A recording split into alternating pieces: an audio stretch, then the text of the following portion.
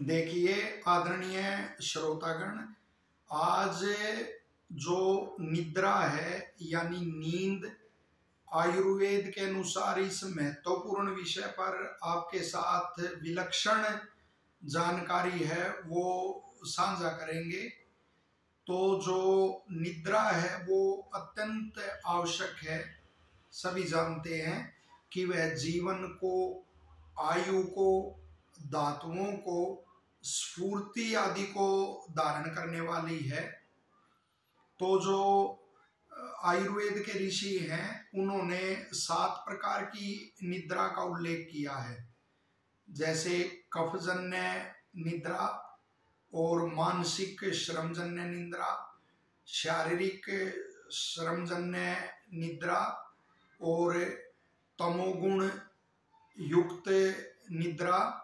तमोगुण की अधिकता के कारण जो निद्रा अधिक आती है, और साथ ही आगंतुक निद्रा और व्याधि की अनुगामिनी, और 7वीं जो रात्रि को स्वाभाविक निद्रा आती है। तो इन सब में जो रात्रि को स्वाभाविक निद्रा आती है तो वही उसी के गुण ये हैं कि वह आयु को और जो वो धातुओं को, स्फूर्ति को धारण करने वाली है और निश्चित तौर पर आयु को बढ़ाने वाली है। और साथ ही जो तमोगुण युक्त निद्रा लिखी है, तमोगुण बढ़ने के कारण जो अधिक नींद आती है, तो उसका लिखा हुआ है वह आयु को नष्ट करने वाली है, यानी आयु को कम करने वाली है। और बाकी की भी जो निद्रा कफजन्य आदि लिखी गई हैं वो भी व्याधि की और विकार की सूचक हैं, और वो स्वास्थ्य के लिए, आयु के लिए हानिकर हैं। तो अधिक नींद का आना या नींद का न आना, वो दोनों ही हानिकर होते हैं, आयु के लिए हितकर नहीं होते। हितकर निद्रा जो रात्रि के समय, जैसे सामान्य नियम है 6 घंटे का सोना, तो वही हितकर होती है। और साथ ही ऋषियों ने उपाय बताए, यदि आपको निद्रा नहीं आती, निद्रा न आना भी एक रोग देखा जाता है अनेकों में, तो उसका उपाय वो लिखा गया है। वो रोग विशेष की तो निवृत्ति के लिए औषध आदि का सेवन करना ही चाहिए। साथ ही उसमें सामान्य नियम लिखा हुआ है कि जो शैया है वह सुखदायक होनी चाहिए। वो अनेकों देखा अपने चारपाई पर सोते हैं, खाट खटिया जिसको बोलते हैं उस पर सोते हैं, वो अच्छी तरह से गुथी नहीं होती। तो आयुर्वेद में स्पष्ट मना ही है कि अनेक छिद्रों वाली उस पर शैया पर शयन नहीं करना चाहिए, वात भी उससे प्रकोपित होती है। तो आपको देखना चाहिए वो अच्छी तरह कसी हुई और गुथी हुई होनी चाहिए। और आपका सिर सोते समय वो भी शास्त्रों में नियम है कि वो पूर्व में या दक्षिण में होना चाहिए, उत्तर में या पश्चिम में सिर करके नहीं सोना चाहिए। साथ ही उसमें अभ्यंग बड़ा अच्छा रहता है। यदि नींद नहीं आती तो मालिश आप शरीर पे नहाने से कुछ देर पहले मालिश कर सकते हैं, और फिर अच्छी तरह से स्नान करना, ये भी निद्रा का हेतु है। और साथ ही वो चिंता आदि से उस समय दूर रहना चाहिए, ईश्वर का नाम लेते हुए, स्मरण करते हुए मैं सुखपूर्वक सोऊंगा, ऐसा वो निश्चय करके सोना चाहिए। साथ ही खाने में जो खिचड़ी होती है चावल की और मूंग की दाल की, तो उसमें दही मिला के सेवन करना, ये भी आहार बड़ा उसके लिए उत्तम होता है। तो ही, और जो शयन कक्ष है उसका वातावरण भी वो सुखद होना चाहिए। तो ये निद्रा का हेतु है, इससे निद्रा निश्चित आएगी।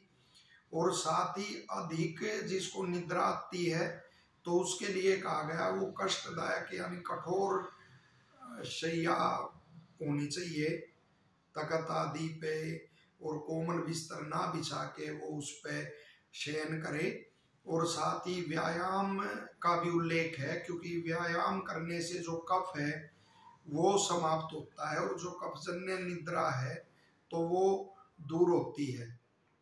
और विशेष करके जो तमोगुण है उसको दूर करके और सत्वगुण की वृद्धि करनी चाहिए। उसका उपाय ये है, एक तो भोजन सात्विक होना चाहिए और शाकाहार और सात्विक अन्न का उसमें सेवन करना चाहिए, जैसे गेहूं है, चावल है, जौ है और मूंग की दाल है, दूध है, घृत है, ये सब सात्विक अन्न में आते हैं।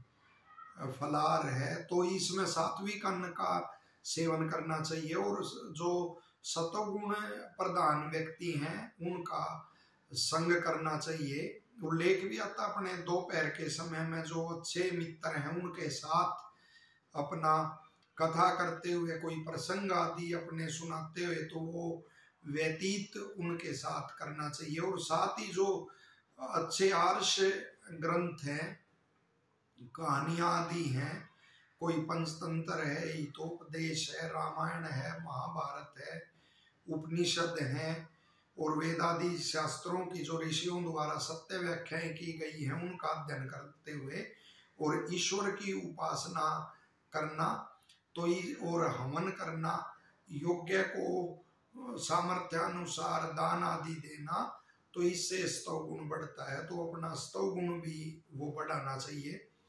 और तो उससे जो अधिक निद्रा है उसकी निवृत्ति फिर हो जाती है। और साथ ही जो ग्रीष्म ऋतु है तो उसको छोड़कर बाकी की ऋतुओं में दिन में नहीं सोना चाहिए। ग्रीष्म में भी कुछ नियत समय के लिए ही दिन में सोना चाहिए। बाकी की ऋतुओं में यदि दिन में सोया जाता है फिर वो स्वाभाविक जो निद्रा होती है रात को, एक तो वो नहीं आती और दूसरे जो कफ पित्त आदि हैं, ऐसे दोष हैं और अन्य विकार हैं, रक्त आदि के विकार हैं, तो उनकी वृद्धि फिर हो जाती है। तो इस तरह से आप जो हितकर निद्रा है जो रात को आती है तो उसका सेवन करके, नियत समय के लिए उसका सेवन करके अपनी आयु को, अपनी स्फूर्ति को बढ़ा सकते हैं। तो पूरी आशा है कि ये जो जानकारी है आपको हितकर लगेगी और लोक हित के लिए आप इसे साझा करेंगे। और ऐसी जो विलक्षण जानकारियां हैं उनके लिए आप जो ये चैनल है आपका अपना, तो उसको आप सब्सक्राइब करेंगे। धन्यवाद।